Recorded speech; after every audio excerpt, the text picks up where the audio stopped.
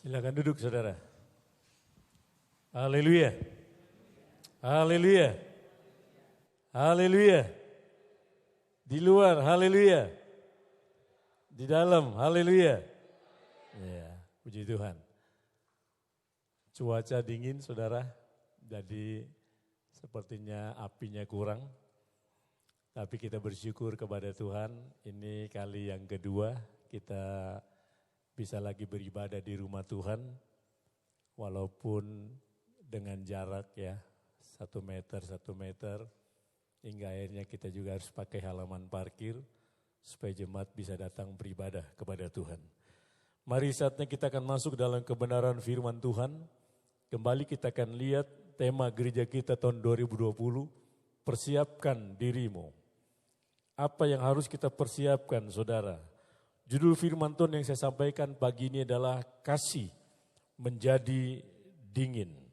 Mari kita buka Alkitab kita dalam Injil Matius pasal 24 ayat 12. Kita akan baca ayat ini bersama-sama.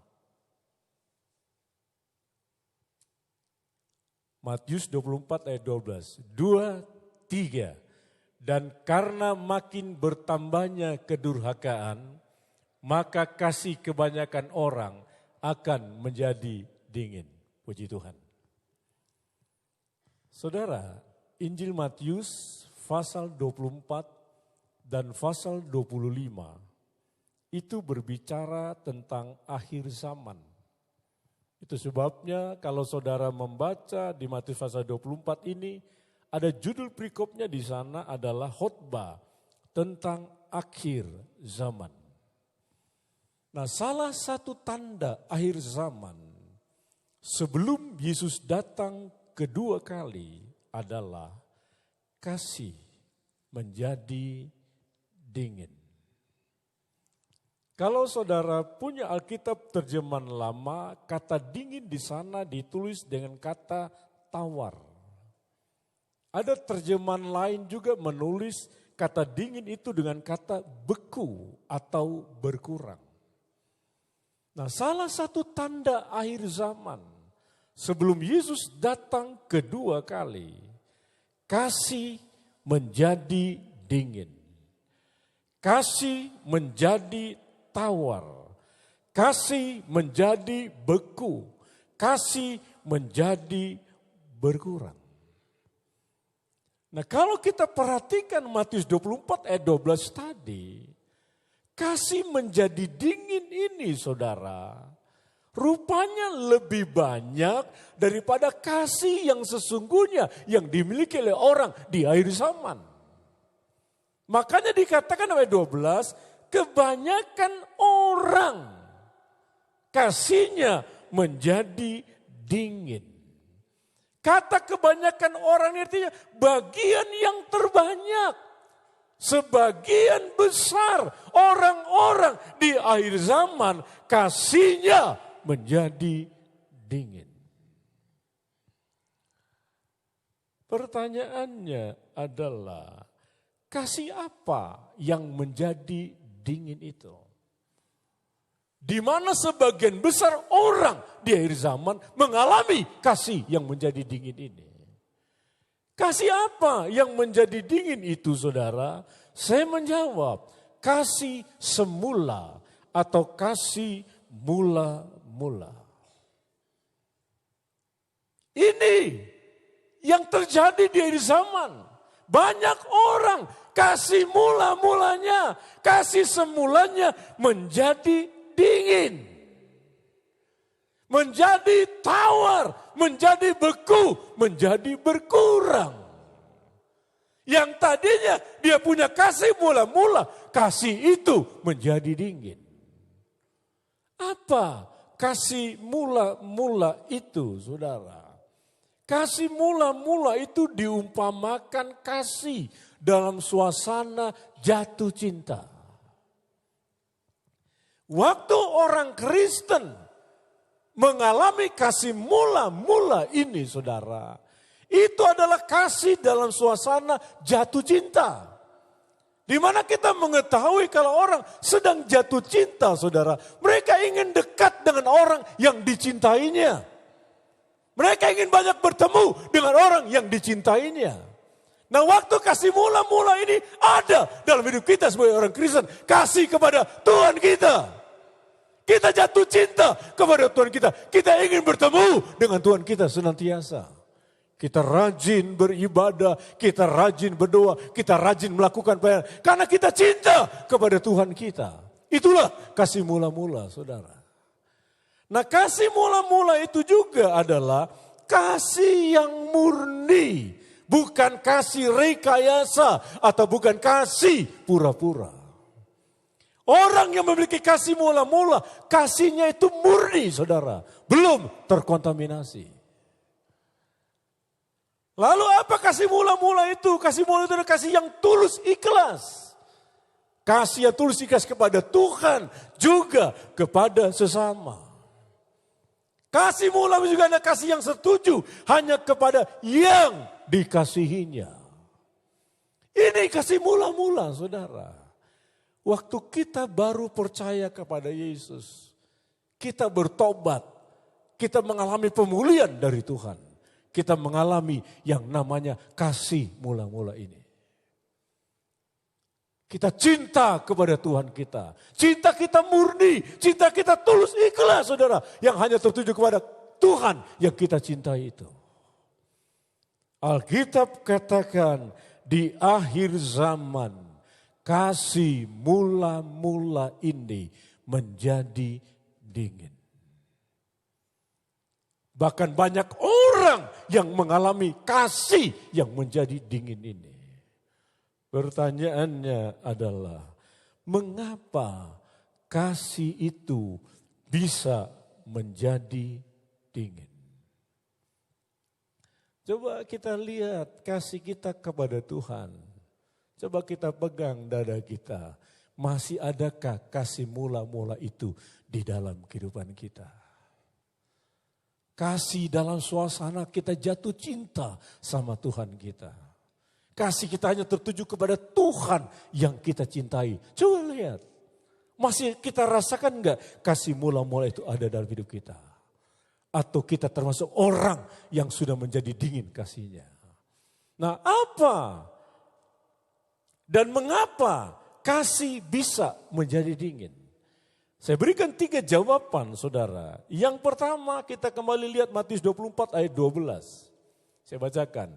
Dan karena makin bertambahnya kedurhakaan, maka kasih kebanyakan orang akan menjadi dingin. Ini salah satu jawaban, saudara. Kenapa banyak kasih menjadi dingin? Karena bertambahnya kedurhakaan. Kata bertambah itu artinya meningkatnya kedurhakaan. Semakin banyaknya kedurhakaan, kasih kebanyakan orang akan menjadi dingin. Kalau saudara lihat Alkitab terjemahan lama, kata kedurhakaan di sana ditulis dengan kata dosa. Dalam Alkitab terjemahan bahasa Indonesia sehari-hari ditulis dengan kata pelanggaran. Bertambahnya kedurhakaan, bertambahnya dosa, bertambahnya pelanggaran membuat kasih itu menjadi dingin. Apa sih arti kedurhakaan itu, saudara? Kalau kita dengar cerita Malin Kundang, anak yang durhaka, itu artinya anak yang apa itu? Murtad katanya ya. Tidak mengakui orang tuanya, itu katanya arti kata durhaka. Kata kedurhakaan, saudara, menurut Alkitab, itu artinya adalah keadaan tidak mempunyai hukum. Waktu Alkitab katakan kasih menjadi dingin, ini disebabkan pertama bertambahnya kedurhakaan. Orang-orang ini, saudara, yang durhaka ini, yang membuat kasihnya menjadi dingin. Orang itu dalam keadaan tidak mempunyai hukum. Kalau dia mempunyai hukum, dia tidak akan durhaka, saudara. Karena dia tidak punya hukum, itu sebabnya dikatakan dia menjadi durhaka. Arti keadaan tidak mempunyai hukum, itu artinya memakai hukum kehendak sendiri. Waktu seseorang dalam hidupnya tidak punya hukum, yang dipakai adalah hukum kehendak sendiri. Dia tidak mau pakai hukum Tuhan, dia tidak mau pakai hukum negara, yang dia pakai adalah hukum kehendak sendiri. Karena ketiadaan hukum inilah saudara membuat banyak orang di akhir zaman menjadi durhaka. Dan kedurhakaan mereka membuat kasih mereka menjadi dingin.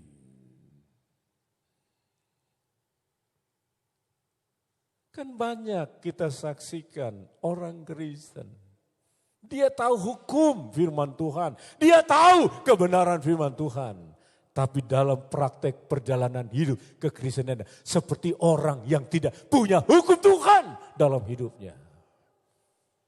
Orang-orang seperti inilah saudara yang akan termasuk mengalami kasih yang menjadi dingin. Kita akan lihat saudara 3 macam kedurhakaan yang membuat kasih menjadi dingin. Yang pertama adalah kedurhakaan dalam rumah tangga.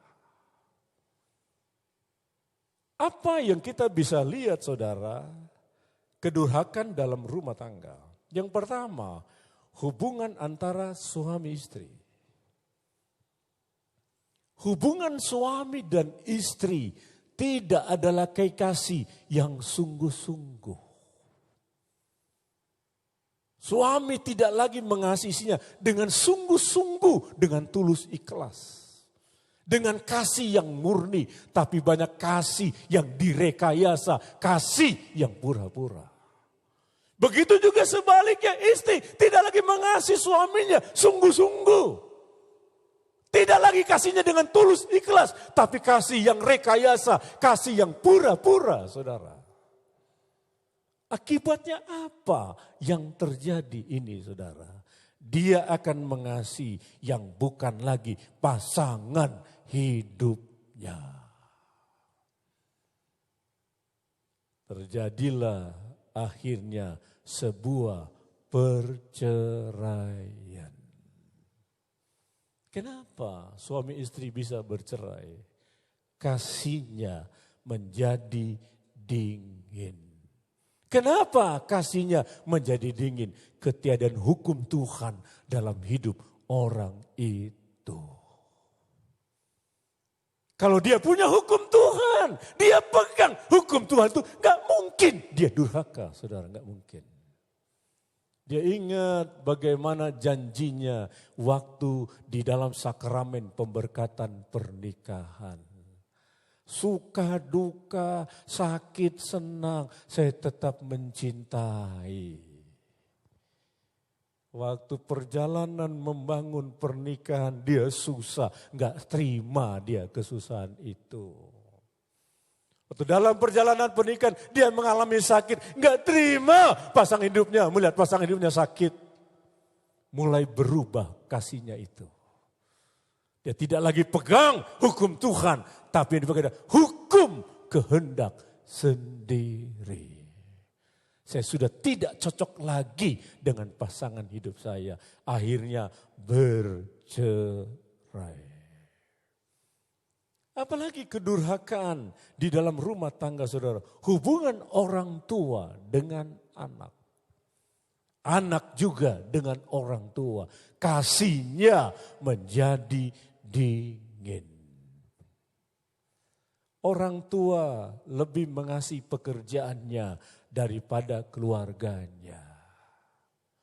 Habis waktu orang tuanya di luar rumah dibandingkan di dalam rumah.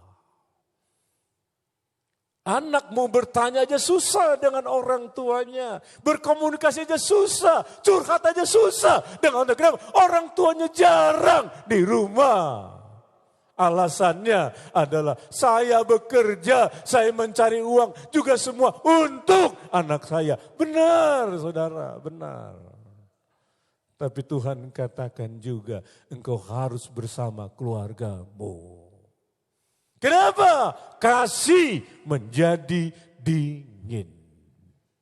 Sebaliknya anak juga tidak lagi mengasihi orang tuanya. Kenapa? Kasih menjadi dingin. Sebabnya apa? Bertambahnya kedurhakaan. Tidak ada lagi hukum Tuhan dalam hidup anak itu. Makanya berontak anak itu sama orang tuanya.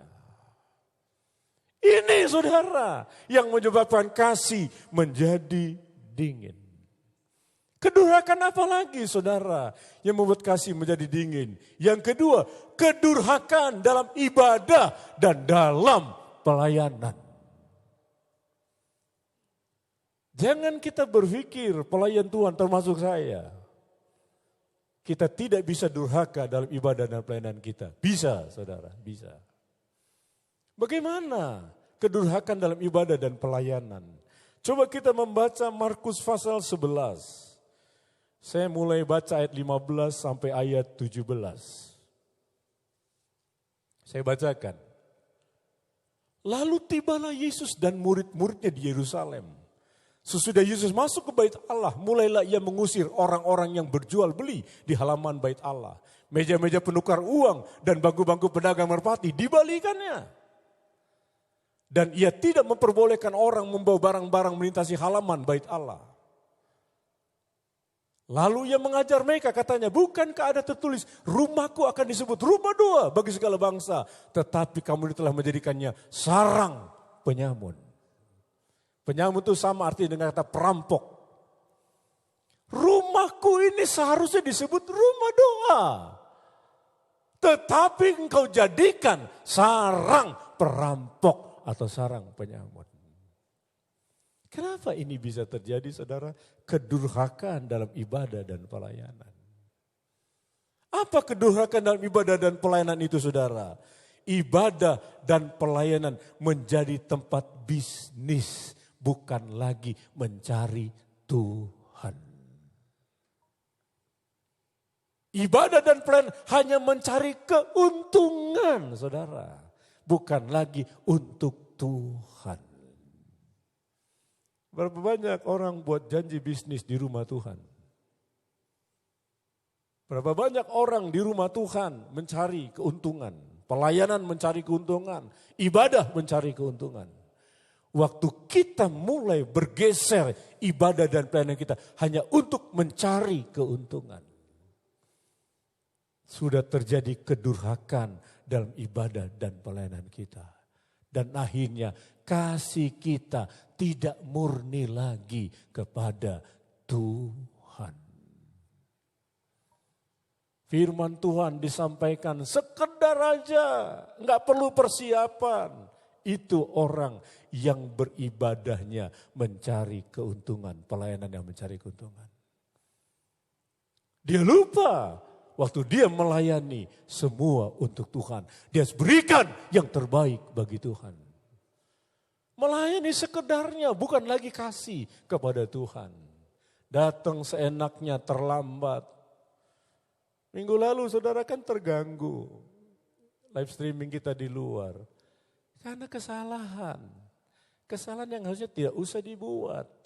Karena kita sudah tahu kan apa yang harus kita siapkan.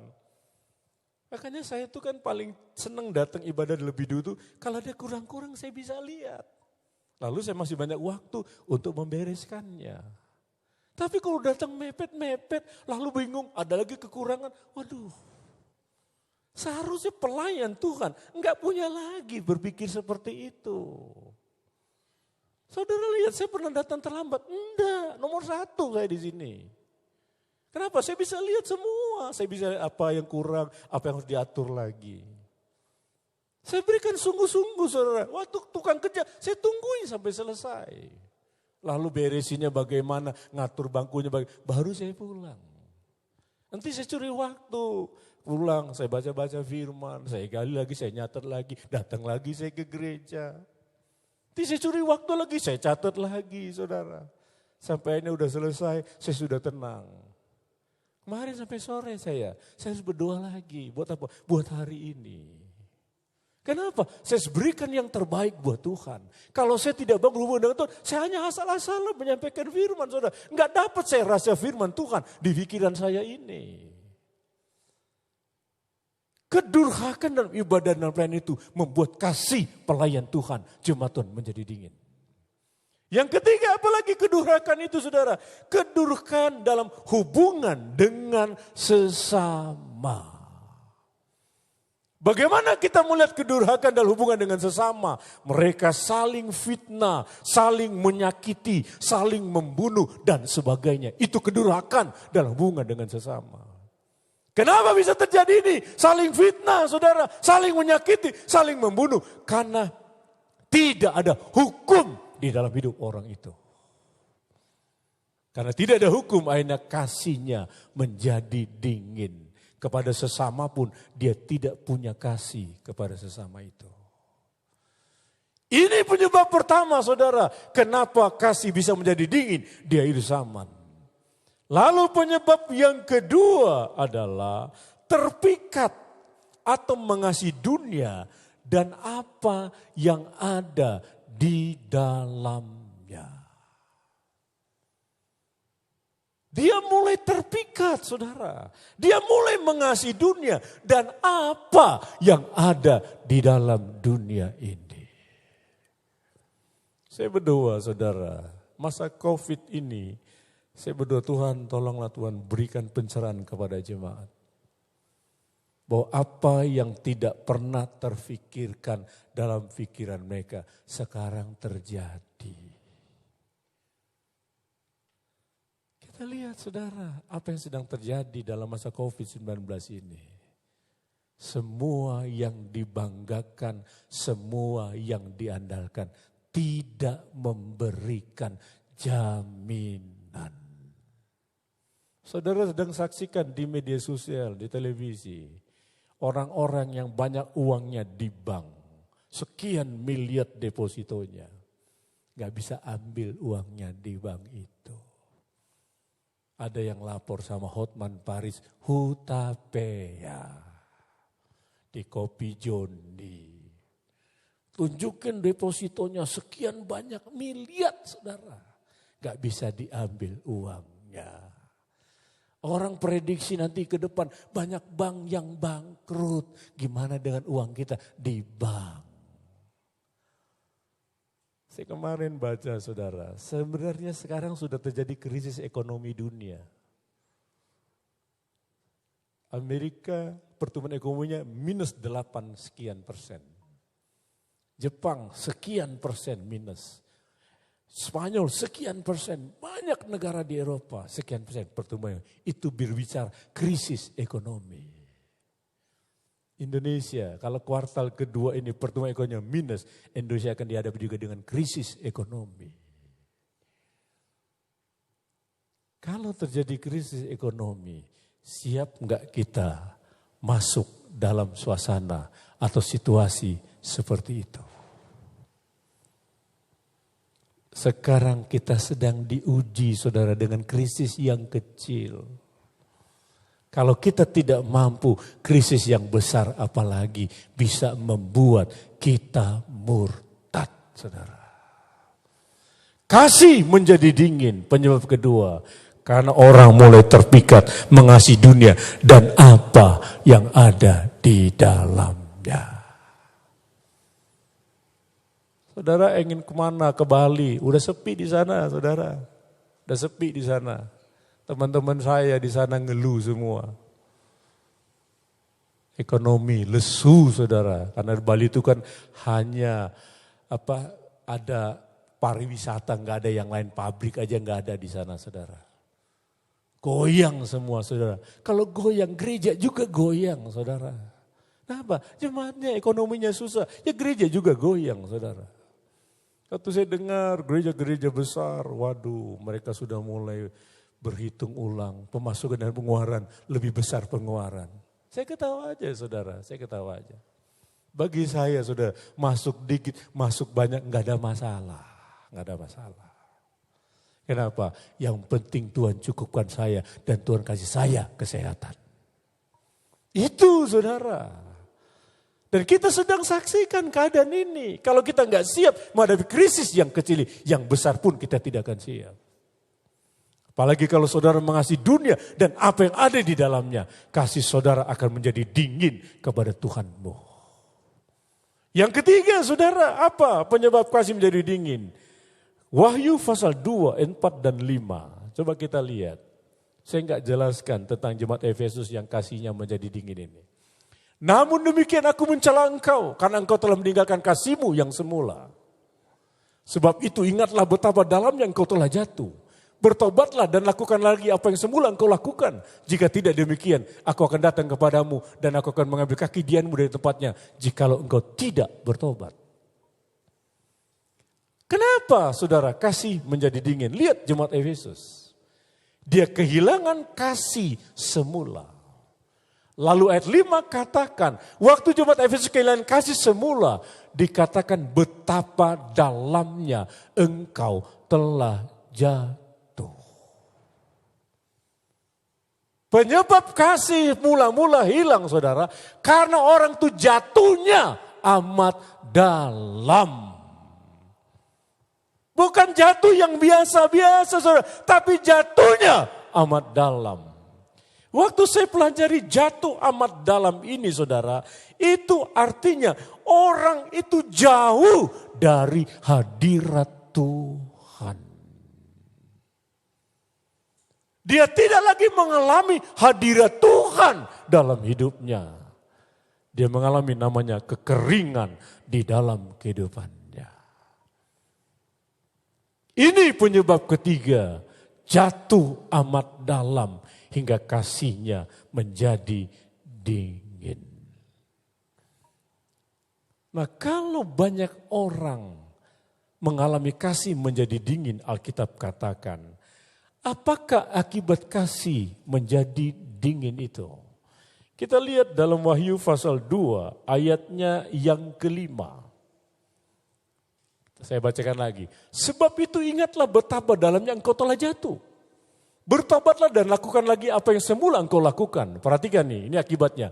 Jika tidak demikian, jika kita tidak bertobat, kembali kepada kasih mula-mula, aku akan datang kepadamu dan aku akan mengambil kaki dianmu dari tempatnya jikalau engkau tidak bertobat.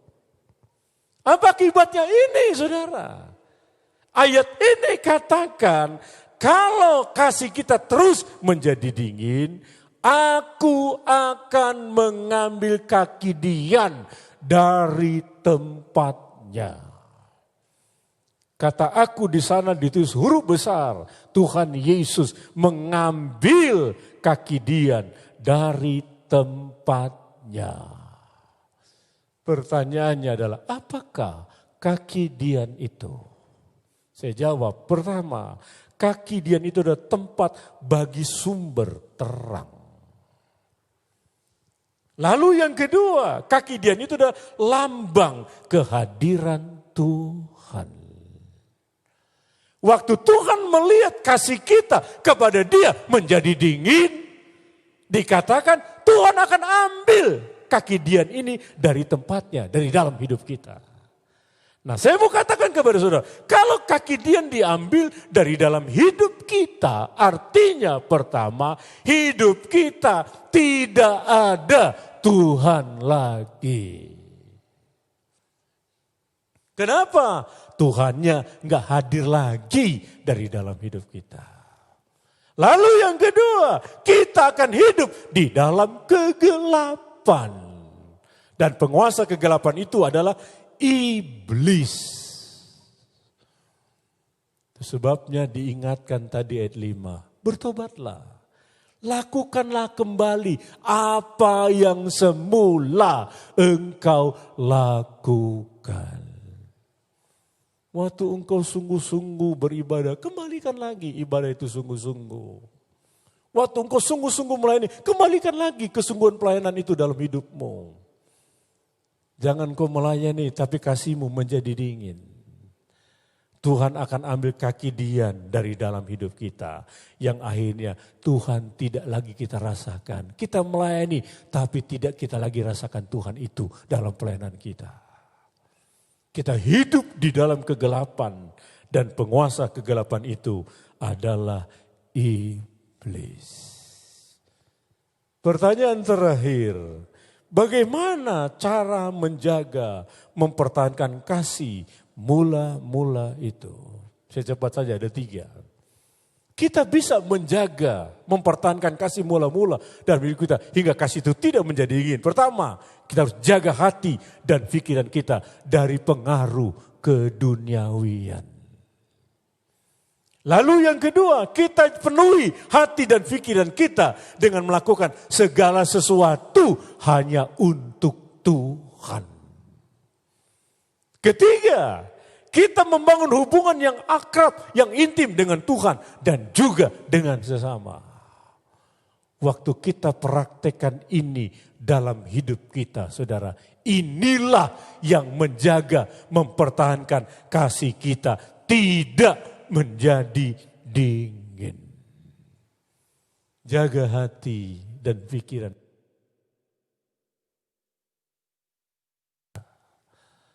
Lalu apa? Penuhi hati dan pikiran kita. Kita lakukan semua hanya untuk Tuhan.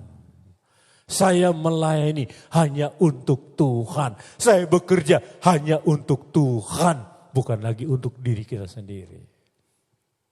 Lalu kita bangun hubungan yang akrab intim dengan Tuhan dan sesama.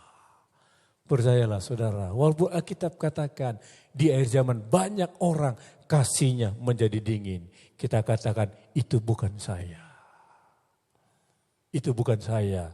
Karena saya jaga hati dan pikiran saya. Saya penuhi hati dan pikiran saya. Saya bangun hubungan yang intim dengan Tuhan dan sesama saya. Waktu Tuhan datang kedua kali, kita siap menyambut kedatangan Tuhan kedua kali. Kita akan jadi mempelai Kristus. Puji Tuhan. Mari kita berdiri. Kita akan akhiri ibadah kita. Saya ingatkan minggu depan ada perjamuan suci di Tuhan.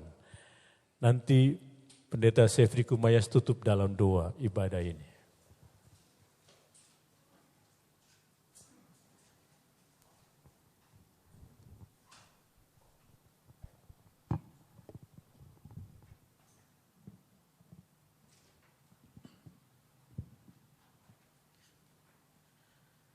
Kami hidup Tuhan di zaman akhir, bahkan di akhir zaman ini Tuhan.